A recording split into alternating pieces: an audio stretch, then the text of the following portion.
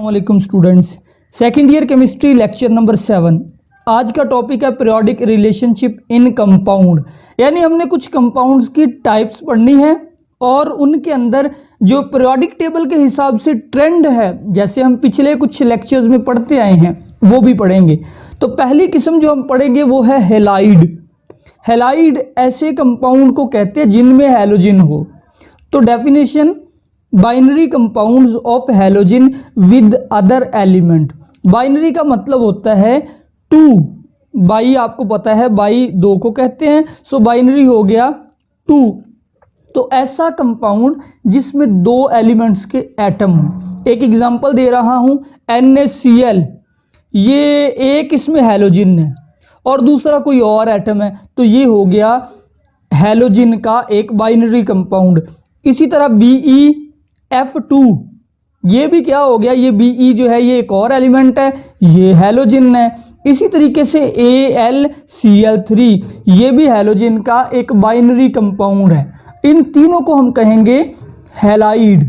एक दो और भी एग्जांपल आपको देता हूं, जैसे कि हमारे पास अगर हो BF3, ये भी क्या हो जाएगा, ये भी एक हैलाइड है।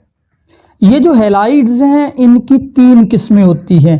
तो टाइप्स के लिहाज से ये आयोनिक हैलाइड हो सकते हैं, कोवेलेंट हैलाइड हो सकते हैं या पॉलीमेरिक हैलाइड हो सकते हैं, डिपेंडिंग अपॉन द बॉन्डिंग।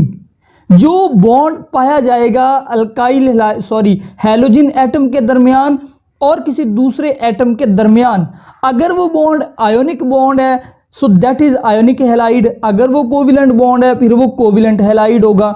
और पॉलीमेरिक को मैं आगे चल के एक्सप्लेन करूंगा। पहले हम आयोनिक हैलाइड की तफसील पढ़ते हैं। Ionic halide, ionic bond present between them, इनके अंदर कौन सा बॉन्ड होता है, डेफिनेटली आयोनिक हैलाइड है तो आयोनिक बॉन्ड ही होगा। बाकी इनकी प्रॉपर्टीज फर्स्ट ईयर के अंदर चैप्टर 6 में आप एक बात पढ़ के आए हैं। वो बात ये है कि दुनिया का सबसे स्ट्रॉन्गेस्ट बॉन्ड आयोनिक बॉन्ड होता है। ये बहुत ही मजबूत बॉन्ड है। कोविलेंट बॉन्ड इसकी निस्बत बहुत वीक होता है। अब जिन भी एटम्स के दरमियान आयोनिक बॉन्ड होगा उस मॉलिक्यूल का या उस कंपाउंड का मेल्टिंग पॉइंट हाई होगा। आपको ये तो पता ही है ना कि किसी भी चीज़ का सॉलिड, लिक्विड या गैस होना, it depends upon intermolecular forces. उस मॉलिक्यूल के दरमियान जो फोर्सेस है उस पर डिपेंड करता है। तो इस वजह से ये जो आयोनिक हैलाइड है, क्योंकि आयोनिक बॉन्ड इनमें पाया जाता है विच इज़ स्ट्रॉन्गेस्ट बॉन्ड, तो इसलिए ये सॉलिड हालत में पाए जाते हैं। ये लिक्विड या गैस नहीं होते। और फिर आपको पता है कि जो आयोनिक कंपाउंड होते हैं यूजुअली वो क्रिस्टल की फॉर्म में होते हैं, जो सॉलिड होते हैं। तो ये भी क्या है, 3 डायमेंशनल क्रिस्टल लेटस की सूरत में पाए जाते हैं। जैसे आपने सोडियम क्लोराइड का क्रिस्टल पढ़ा था फर्स्ट ईयर में। And they have high melting point and boiling point. क्योंकि आयोनिक बॉन्ड मजबूत बॉन्ड है so they have very high melting and boiling point as compare to covalent halide. अब हम बात ये करते हैं कि आयोनिक बॉन्ड कब बनता है। पहले सिंपली मैं आपको बताता हूँ दो एटम्स के दरमियान आयोनिक बॉन्ड कब बनेगा। गौर से बात को समझे कि सपोज एक एटम है हमारे पास, कोई उसका नाम लिख लेते हैं X एटम, एक और एटम है उसका नाम है Y एटम। अब ये दोनों कब आयोनिक बॉन्ड बनाएंगे, कब कोविलेंट बॉन्ड बनाएंगे, it depends upon electronegativity difference. इन दोनों एटम के दरमियान किस चीज़ का डिफरेंस, इलेक्ट्रोनेगेटिविटी का। अब इलेक्ट्रोनेगेटिविटी क्या होता है, इलेक्ट्रोनेगेटिविटी ये होता है कि इलेक्ट्रॉन को अट्रैक्ट करने की सलाहियत। जब दो एटम कोविलेंट बॉन्ड बनाए, मिसाल के तौर पे एक H है दूसरा Cl है, तो दरमियान में एक शेयर्ड पेयर ऑफ इलेक्ट्रॉन होगा। कोविलेंट बॉन्ड है ना, जाहिर बात है एक शेयर्ड पेयर ऑफ इलेक्ट्रॉन होगा। जो एटम इस इलेक्ट्रॉन के जोड़े को जितना ज़्यादा खींच सके उसकी इलेक्ट्रोनेगेटिविटी उतनी ही ज़्यादा है। अब बॉन्डिंग हमेशा डिपेंड करती है दो बॉन्डिंग एटम, जो बॉन्ड बनाने वाले एटम्स हैं उनके दरमियान इलेक्ट्रोनेगेटिविटी का डिफरेंस कितना है। मिसाल के तौर पे ये जो X है, फर्ज कर ले इसकी इलेक्ट्रोनेगेटिविटी है 1.0, ये जो Y है इसकी है 3.0। अब डिफरेंस कितना आ गया, डिफरेंस आ गया पूरे 2 का, 2.0 का। अब डिफरेंस बहुत ज़्यादा है, यानी आप कह ले कि इसकी इलेक्ट्रोनेगेटिविटी बहुत लेस है, इसकी बहुत ज़्यादा है। अब बहुत ज़्यादा का ये मतलब है ये इलेक्ट्रॉन को खींचने की बहुत ज़्यादा सलाहियत रखता है। तो इस वजह से जब ये दोनों एटम बॉन्ड बनाएंगे, इलेक्ट्रोनेगेटिविटी बहुत ज़्यादा है, ये इलेक्ट्रॉन को खींचने की बहुत सलाहियत रखता है, ये बहुत कम रखता है, तो ये कंप्लीटली अपना इलेक्ट्रॉन डोनेट कर देगा उसको। ज़ाहिरी बात है जब एक एटम अपना इलेक्ट्रॉन ही दूसरे को दे दे तो कौन सा बॉन्ड बनता है, you know very well, this is ionic bond. अब ज़रा और समझिए, जब भी दो बॉन्डिंग एटम के दरमियान इलेक्ट्रोनेगेटिविटी का डिफरेंस हो 1.7 या इससे ग्रेटर, 1.7 या इससे ज़्यादा, तब हमेशा बनता होता है आयोनिक बॉन्ड, और जब 1.7 से लेस हो तब हमेशा बनता है कोवेलेंट बॉन्ड। अब इसी उसूल को जहन में रखते हुए हम ये पढ़ते हैं कि आयोनिक हैलाइड कौन से हैं। अब ये देखिए पीरियोडिक टेबल के कुछ ग्रुप्स के एलिमेंट, ये ग्रुप 1A के एलिमेंट है, हाइड्रोजन, लिथियम, सोडियम वगैरह। ग्रुप 2A के बेरिलियम, मैग्नीशियम। ग्रुप 3A के बोरोन, एल्यूमिनियम वगैरह। और ये मैंने लिख दिया है दूसरी साइड पे हैलोजन यानी 7A ग्रुप के एलिमेंट। अब हम ये देखते हैं कि आयोनिक बॉन्ड कौन सा होगा और कौन सा बॉन्ड सबसे स्ट्रॉन्ग होगा। सबसे पहले आपको इलेक्ट्रोनेगेटिविटी का डिफरेंस देखना पड़ेगा। आप ये देखें कि फ्लोरीन की इलेक्ट्रोनेगेटिविटी कितनी है, 4 है, ठीक है। सबसे मैक्सिमम इलेक्ट्रोनेगेटिविटी यही है 4, इससे ज़्यादा किसी की नहीं होती।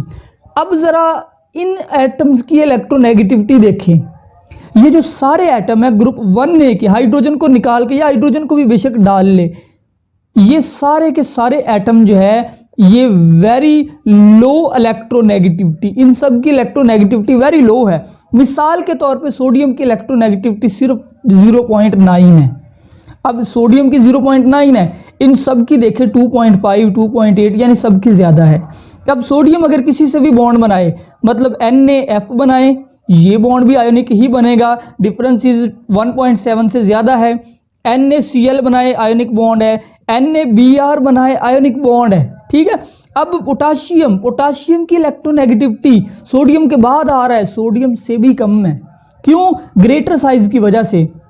इवन ये जो ग्रुप 1A के एलिमेंट है ना, इन सब को हम कह देते हैं electropositive element. They are electropositive, electronegative है ही नहीं, इलेक्ट्रोपॉजिटिव है भाई। इलेक्ट्रोपॉजिटिव मीन ये हमेशा पॉजिटिव आयन ही बनाते हैं, ये इलेक्ट्रॉन दे देते हैं, रखते ही नहीं अपने को।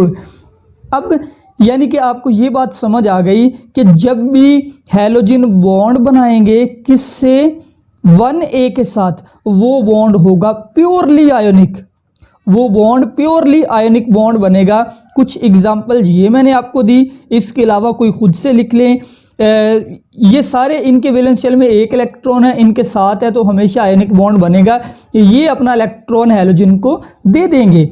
और कोई एग्जाम्पल लिख लें, KCl लिख लें, ये भी आयोनिक बॉन्ड होगा। RbF लिख लें, ये भी आयोनिक बॉन्ड होगा। रुबिडियम फ्लोराइड, इस तरीके से, यानी कि ये प्योरली आयोनिक बॉन्ड होगा। और ये जो मैं कंपाउंड लिख रहा हूँ, इनकी प्रॉपर्टी वही कि सॉलिड शक्ल में पाए जाएंगे, क्रिस्टल लेटस की सूरत में पाए जाएंगे, मेल्टिंग बॉइलिंग पॉइंट बहुत हाई। आपको पता है सोडियम क्लोराइड जो है NaCl नमक, इसका मेल्टिंग बॉइलिंग पॉइंट कितना हाई होता है।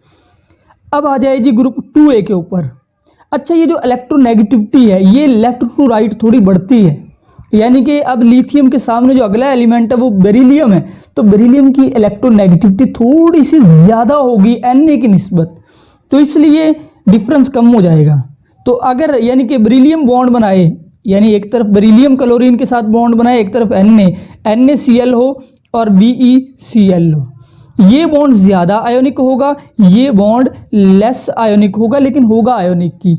यानी जो ग्रुप 2A और 3A के एलिमेंट है, ये क्या करते हैं, ये कौन सा बॉन्ड बनाते हैं, ये बनाते हैं पार्शियली आयोनिक बॉन्ड। कौन सा बॉन्ड? पार्शियली आयोनिक, यानी इनका बॉन्ड कम आयोनिक होता है। अब एक ट्रेंड भी देखें, जो आयोनिक करैक्टर है, अगर आपके पास इधर से कोई एक ही एलिमेंट हो, कोई एक एलिमेंट, मिसाल के तौर पे हम ले लेते हैं इधर से जी एल्यूमिनियम को, हमने एल्यूमिनियम को पकड़ लिया, एल्यूमिनियम को इन सब अल्काइल हैलाइड से मिला के देखें, यानी इस तरीके से AlF3, फिर AlCl3, फिर AlBr3, फिर AlI3।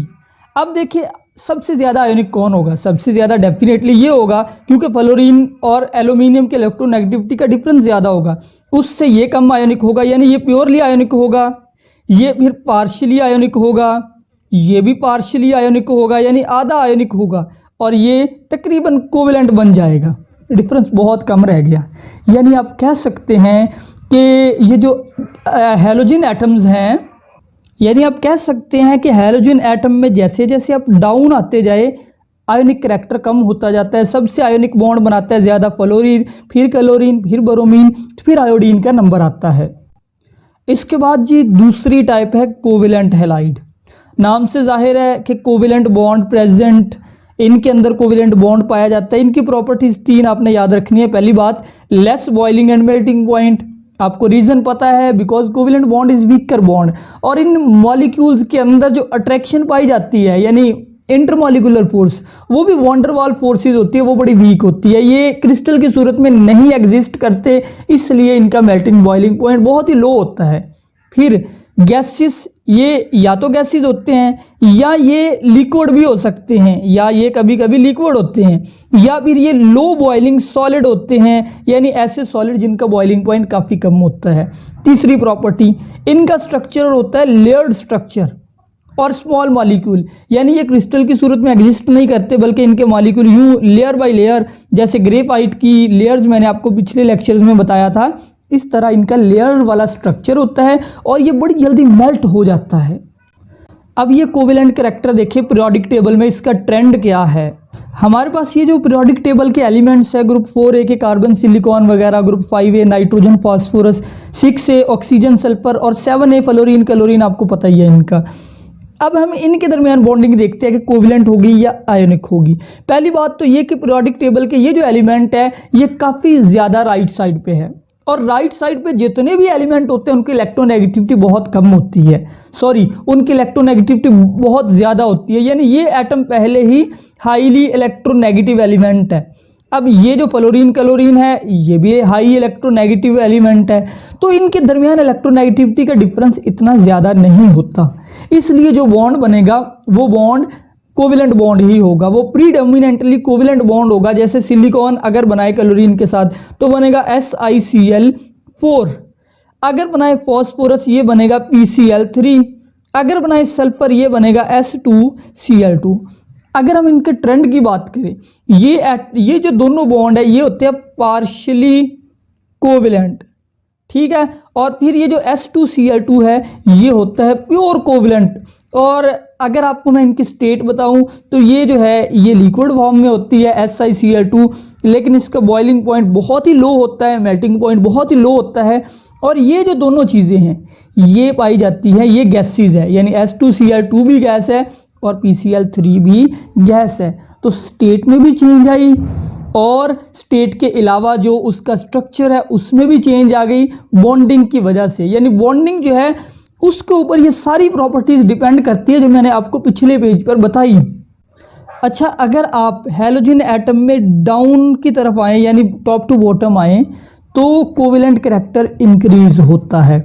इस इंक्रीज होने की रीज़न क्या है, पहले मैं थोड़ा सा एक्सप्लेन करूं कि मिसाल के तौर पे आप फ्लोरीन को ले लें, ये फास्फोरस से बॉन्ड बनाए, क्लोरीन फास्फोरस से बॉन्ड बनाए, ब्रोमीन फास्फोरस से बॉन्ड बनाए और आयोडीन भी फास्फोरस से बॉन्ड बनाए। मैं ये बात कर रहा हूँ कि इधर से एटम एक ही हो, आप हैलोजन एटम को चेंज करते जाए तो क्या होगा, जैसे जैसे आप हैलोजन एटम में डाउन आएंगे वैसे वैसे कोवेलेंट करैक्टर इंक्रीज करता है। उसकी रीज़न क्या है, पहली बात तो ये देखिए कि जो भी कंपाउंड कोवेलेंट होता है, कोवेलेंट कंपाउंड में कोवेलेंट बॉन्ड तो बहुत ही वीक है, तो इसलिए जो कोवेलेंट कंपाउंड है उनके दरमियान जो अट्रैक्शन होती है वो अट्रैक्शन होती है एक्चुअली वॉन्डरवाल अट्रैक्शन, उसको हम कहते हैं वॉन्डरवाल्स अट्रैक्शन, मॉलिक्यूल्स के दरमियान अट्रैक्शन, यानी ये एक्चुअली एक इंटर मॉलिक्यूलर फोर्स का नाम है, ऐसी फोर्स जो मॉलिक्यूल के दरमियान पाई जाती है। अब इंटरमॉलिक्यूलर फोर्स आपने फर्स्ट ईयर के चैप्टर नंबर 4 में पढ़ा है, इंटरमॉलिक्यूलर फोर्सेस बिल्कुल स्टार्ट में थी, वहाँ पे आपने पढ़ा है कि मॉलिक्यूल का या एटम का साइज जितना बड़ा होगा वो उतना ज़्यादा पोलराइज होगा। लंदन डिस्पर्शन फोर्सेस पढ़े कि बिगर साइज का जो एटम है, बिगर साइज एटम ज़्यादा पोलराइज होगा, पोलराइज होने का क्या मतलब है? पोलराइज होने का ये मतलब है कि मिसाल के तौर पे आपके पास फ्लोरीन भी है, उसका साइज़ छोटा है, क्लोरीन उससे बड़ा है, ब्रोमीन उससे बड़ा है, आयोडीन उससे बड़ा है। अब ये पोलराइज कैसे होंगे? इस वक्त ये एटम्स हैं, इलेक्ट्रॉन बाहर है, न्यूक्लियस अंदर है। पोलराइज होने का ये मतलब है कि जब ये इस वक्त डाइपोल नहीं है, ये इस वक्त नॉन पोलर है। पोलराइज इस तरह से होगा कि इसका न्यूक्लियस एक तरफ चला जाए और इलेक्ट्रॉन एक तरफ चले जाएं। अब ये पोलराइज हो चुका है। और आपको पता है कि जितना बड़ा एटम होगा उसकी पोलराइजेबिलिटी उतनी ही ज़्यादा होगी। यानी आयोडीन जो है, ये फ्लोरीन, क्लोरीन और फिर ब्रोमीन और फिर आयोडीन। आयोडीन क्योंकि सबसे बिगर है साइज में, तो इसकी पोलराइजेबिलिटी सबसे ज़्यादा होती है। और जो कोवेलेंट कंपाउंड है उनकी ये जो इंटरमॉलिक्यूलर फोर्सेस है, ये डिपेंड करती होती है साइज ऑफ एटम पे, ये डिपेंड करती होती है पोलराइजेबिलिटी पे। तो अगर आपको मेरी बात समझ आ गई है तो फिर आपको पता होगा कि ये जो आयोडीन वाले कंपाउंड हो गए, अगर कोवेलेंट बॉन्ड हो उनके दरमियान, तो आयोडीन वाले कंपाउंड का मेल्टिंग बॉइलिंग पॉइंट जो है वो कंपैरेटिवली हाई होगा। मेल्टिंग बॉइलिंग पॉइंट उनका हाई होगा एज कंपेयर टू बाकी हैलोजेंस। तो आखिर पे ये जो सारा हमने पढ़ा इसका ट्रेंड यानी देख ले कि जो आयोनिक करैक्टर है decreases from left to right in a period, period में वो कम होता जाता है, जैसे मैं एक्सप्लेन कर चुका हूँ। और जो कोवेलेंट करैक्टर है अगर हम उसकी बात करें, एक पीरियड के अंदर जब आप लेफ्ट टू राइट मूव करें तो कोवेलेंट करैक्टर इंक्रीज होता है। और अगर हम बात करें ग्रुप की, तो ग्रुप के अंदर ionic character decreases down to group, नीचे की तरफ जैसे जैसे ग्रुप में आए आयोनिक करैक्टर डिक्रीज होता जाता है हैलोजन का। मैं आपको बता चुका हूं कि फ्लोरीन सबसे ज़्यादा आयोनिक बॉन्ड बनाता है, क्लोरीन उससे कम, ब्रोमीन उससे कम और आयोडीन उससे कम आयोनिक बॉन्ड बनाता है क्योंकि इलेक्ट्रोनेगेटिविटी कम हो जाती है। जबकि जो कोवेलेंट करैक्टर है वो डाउन टू ग्रुप बढ़ता जा रहा है। ये भी मैं आपको एक्सप्लेन कर चुका हूँ एल्यूमिनियम के साथ कि अगर आप एल्यूमिनियम के बॉन्ड बनाए AlF, इसी तरीके से AlF3, फिर AlCl3, फिर AlBr3 और फिर AlI3, इसमें ये आयोनिक होगा, ये पार्शियली आयोनिक होगा, फिर ये कोवेलेंट हो जाएगा यानी पार्शियली कोवेलेंट, और ये प्योरली कोवेलेंट होगा। यानी डाउन टू ग्रुप आने से क्या होगा, कोवेलेंट करैक्टर बढ़ जाता है हैलोजन एटम में जैसे जैसे आप डाउन टू ग्रुप आए। इसलिए इसका मेल्टिंग बॉइलिंग पॉइंट सबसे हाई होगा, इसका उससे लो होगा, इसका उससे भी कम और इसका सबसे कम होगा। थर्ड और लास्ट टाइप है पॉलीमेरिक हैलाइड। अच्छा, जो पोली है इसका मतलब होता है मैनी यानी एक से ज़्यादा, एंड मैरिक का मतलब होता है पार्ट, यानी ये ऐसे हैलाइड है जिनके एक से ज़्यादा पार्ट्स होते हैं। मैं समझाता हूँ। पहले इनकी definition, halogen atom act as a bridge between atoms of other two element. दो और एलिमेंट्स के एटम्स हैं उनके दरमियान हैलोजन उनको जोड़ने का काम कर रहा है। इसकी जो एक एग्जांपल है बुक में नहीं लिखी हुई वो है Al2Cl6। ये देखिए Al के दो एटम्स हो गए, इनके साथ क्लोरीन के जुड़े हुए हैं Cl एंड Cl, एंड इस तरफ भी Cl जुड़ा हुआ है, इसके साथ भी बना ले Cl Cl एंड Cl। अब ये AlCl3 और ये भी AlCl3। अब होगा ये कि आपको पता है क्लोरीन के पास लॉन पेयर्स मौजूद होते हैं, अब इस क्लोरीन के पास भी लॉन पेयर है, तो होगा क्या, यहाँ पे एल्यूमिनियम है Al, यहाँ पे भी एल्यूमिनियम है। ये वाला जो क्लोरीन है ये अपना लॉन पेयर इस एल्यूमिनियम के साथ शेयर कर लेता है और ये क्लोरीन इस एल्यूमिनियम के साथ। अब ये देखिए ये एक ब्रिज बन गया, क्लोरीन और एल्यूमिनियम, यानी कि हैलोजन एटम ने दूसरे एटम्स के साथ ब्रिज बना लिया और ये दो पार्ट्स पर मुश्तमिल एक मॉलिक्यूल हो गया। इस तरह के हैलाइड को हम कहते हैं पॉलीमेरिक हैलाइड। और आखिर पे एक छोटी सी बात लिखी हुई है कि if element form more than one halide, अगर कोई एलिमेंट एक से ज़्यादा हैलाइड बनाए, मिसाल के तौर पे ये जो Pb है ये दो हैलाइड बना रहा है, PbCl2 और PbCl4। अब आपको इन दोनों में से बताना है कि कौन सा हैलाइड आयोनिक है, कौन सा कोवेलेंट है। इसके लिए आपको दोनों की ऑक्सीडेशन स्टेट देखनी पड़ेगी, जो दोनों मेटल्स के एटम हैं। ये जो Pb है, इधर भी Pb है, ऑक्सीडेशन स्टेट देखें, ये क्लोरीन के साथ 2 लिखा हुआ है, क्लोरीन के साथ 4। मैं आपको एक पिछले लेक्चर में बता चुका हूँ, ये जो 4 है ये इसकी ऑक्सीडेशन स्टेट है 4, और ये जो 2 है ये इसकी है। और पहले एटम पे हमेशा प्लस चार्ज होता है तो +2 एंड +4। यानी आपको पहले ऑक्सीडेशन स्टेट देखनी है, इसकी ऑक्सीडेशन स्टेट लो ऑक्सीडेशन स्टेट है, इसकी oxidation state high oxidation state है।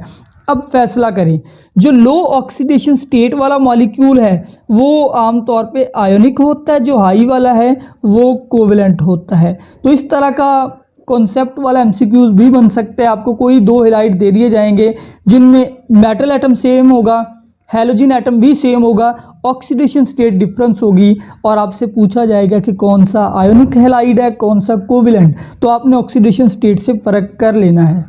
लेक्चर कंप्लीट हुआ। अल्लाह हाफिज़।